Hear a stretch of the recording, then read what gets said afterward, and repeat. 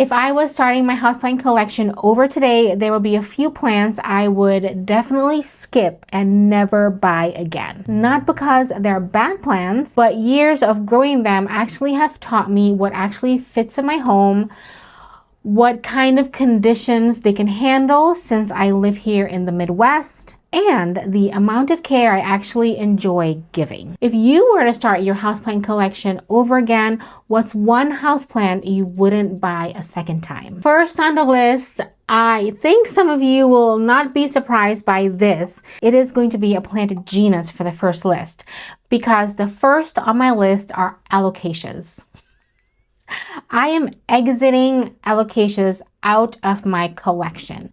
I am not going to be buying any more in, and the ones that I do have, as they die back or go into dormancy, we're getting rid of them. I can't handle the rehab after winter that takes place every year. After winter, I have to rehab my Alocasias.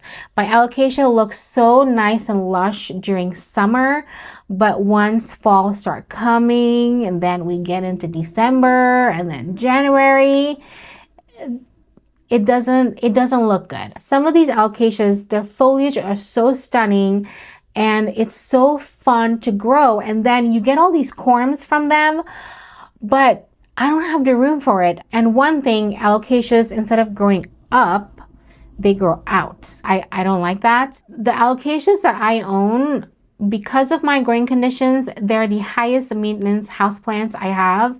Now, if I had like 1 or 2 or even 3 of them, I think I would be able to handle it better, even like be able to rehab it in spring. I think I have 13 Alocasias, and that is definitely crossing the line for me, giving me a lot more work to do, especially after winter. And you don't know what other plants are going to have to get rehabbed after winter for me, because I definitely know every year I have to rehab all my Alocasias. I struggled with spider mites when I first got them. I don't struggle with spider mites anymore, which is crazy because I think for 2 years I struggled, and I don't struggle with them as much anymore. I haven't seen them in a while, and if I do see them, I kind of know exactly what to do. It's not really a big deal for me anymore, but Alocasias are prone to spider mites, and I can handle that. I can handle it, but I'd rather not have an infestation of spider mites. For those who grow Alocasias, you know that they are dramatic plants and they do really well with a stable, consistent temperature. And that is not something I can give them. And that's basically the main reason why they're exiting my collection. For one thing, Alocasias do really well right here at the bottom, because right there is in the cabinet and there's a heat mat. I can't hold the Alocasias here. I mean, for one thing, Alocasias do get bigger, and after a while, I have to bring them out. So there's corms I have that I'm going to be kind of selling off, just having them just exit the collection. And it's okay. And maybe one day I can try again with them when I get a bigger plant room with a greenhouse or something like that. That would be something that would be more manageable for me. But until then, and especially if you have other things in your life going on, like if you have other hobbies or other businesses or other things in your life, how do you balance all this plant care with your other thing that you're doing? So basically, I now prefer houseplants that are a little bit more predictable all year round. And that is something you kind of get from experience of growing them. I'm sure you can listen to me talk and share that I'm telling you, if you have cold climate in your home, don't get Alocasias, but the only way you can really understand this is if you try it yourself. The next set of plants that I'm no longer going to be bringing into my collection is thin leaf Anthuriums. No. The Anthurium workweanum I had, and that one was very beautiful. I had it for a short time. It doesn't do well when it gets really cold.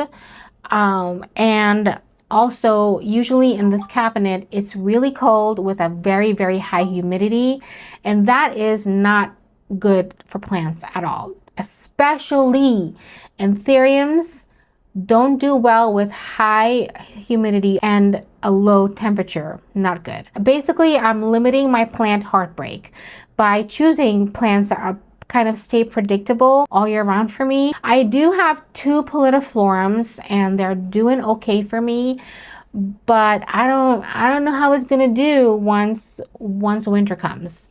I have another Anthurium marrona. That one is a little bit more hardy and thicker type leaf than the Pothos. So I predict the marrona would continue to do well for me. It is out of my cabinet and growing in ambient conditions. And we'll see how it goes in winter. Having the conditions of the high humidity, low temperature, they do not thrive. That situation causes a lot of root rot, and I would experience that every winter. The Anthuriums that do okay for me are the ones that are a little bit thicker leaves, a little bit more hardy, and they have done kind of well for me once I take care of it.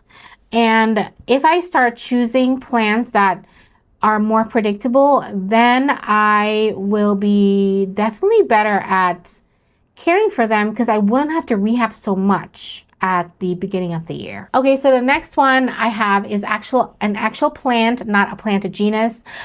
It is the Monstera adansonii. I had this plant, I think I had 2. I was always getting spider mite on that plant, and it's probably because I was underwatering it. I couldn't keep up with the watering. It grows too quickly and becomes too leggy for me because it turns into just a stick that's growing, and then you have all these leaves and you have to stick it up because it's not going to do well if you don't stick it up. Now, I had one that I was kind of growing as a trailing one, and that did okay until spider mite showed up. That plant actually became more work than enjoyment because I was always propagating, trying to root it again, start over. I think that plant left my collection last year or the year before. I threw it in the forest that we have. That's how I got rid of it. So the next set of plants that I'm no longer going to ever bring back into my collection are those watermelon type Peperomias and those rippled leaves Peperomias. Do not do well for me. Okay, so that plant does not like to be overwatered. However, I'm an underwaterer. So at what point do I water the plant? Because do you water it when it's completely wilting? Because that's what I did, and it still died. I think I killed all the rippled leaf Peperomias, and they're so cute and tiny. I really do think they're pretty, and it's so adorable, so much varieties. I love the texture of the foliage, the unique leaves, but I just know after growing, I think I grew like 3 of them and they all died. So I think I had like 5 over the 6 years I've been growing plants. They're like the slowest grower, and then it just looked terrible after a while. The next plant is the Begonia Brazilian lady.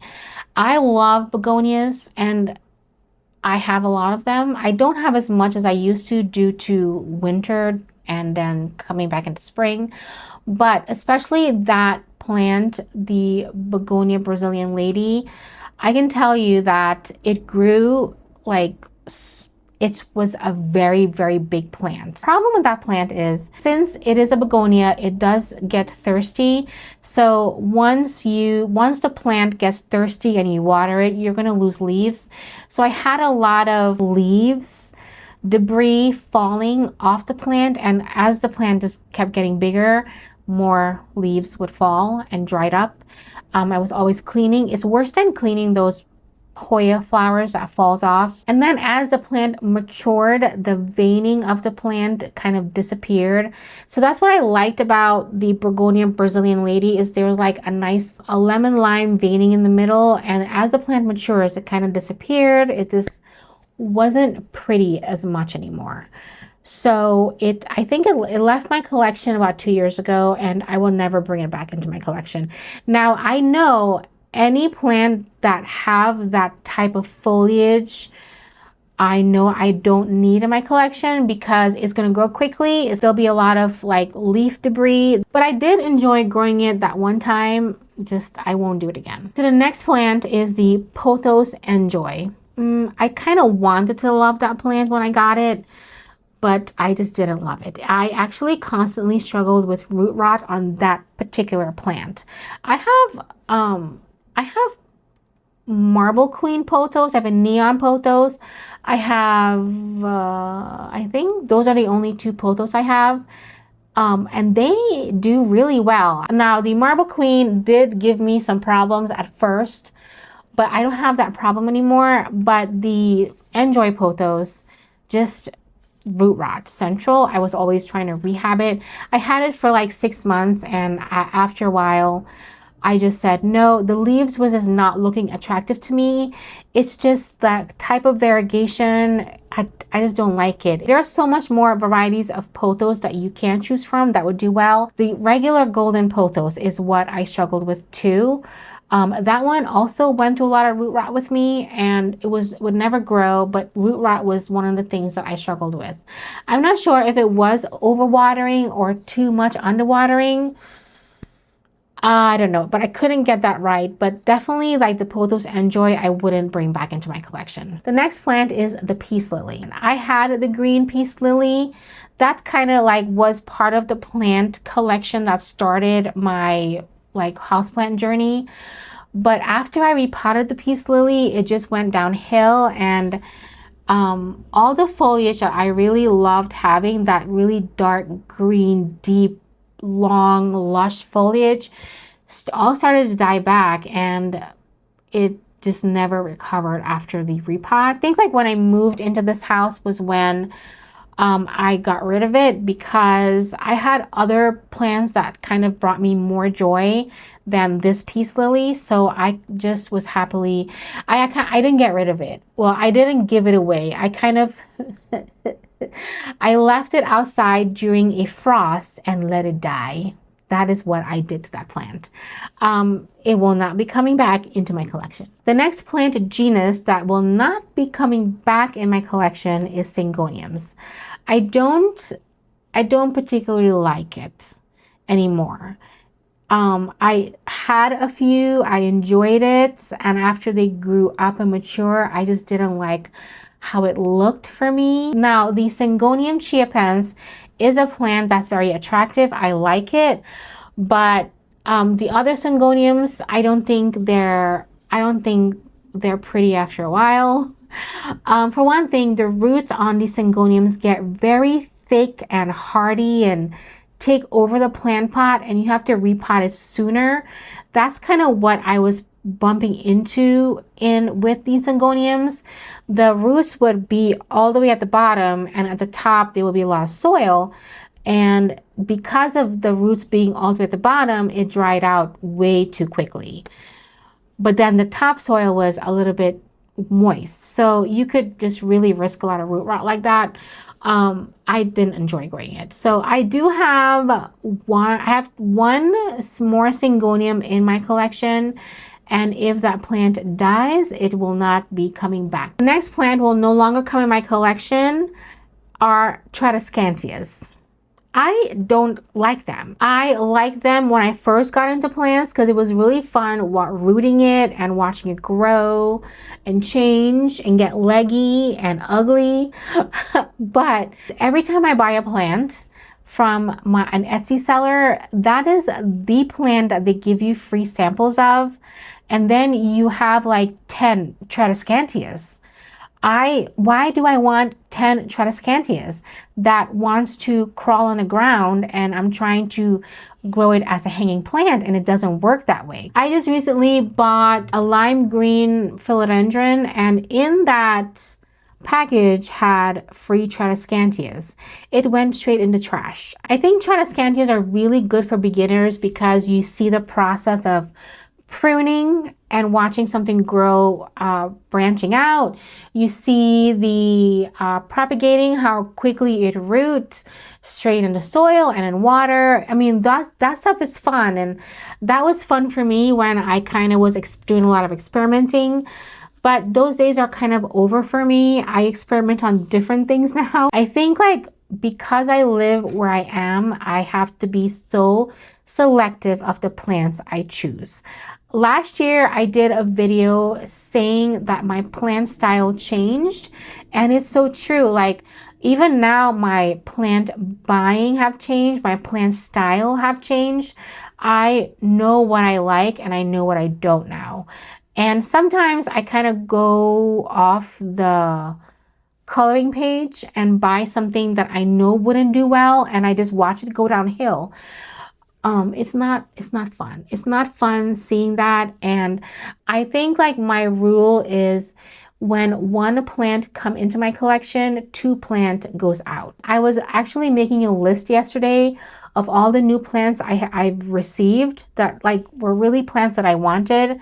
And now I have to think about like what plants will be leaving my collection. It's going to be a constant rotation of plants in, plant out. The next plant that I will not be bringing back in my collection is the Stromanthe Triostar. I had 2 of those plants of the same ones because one was declining and I purchased it again to see if I can get it to grow.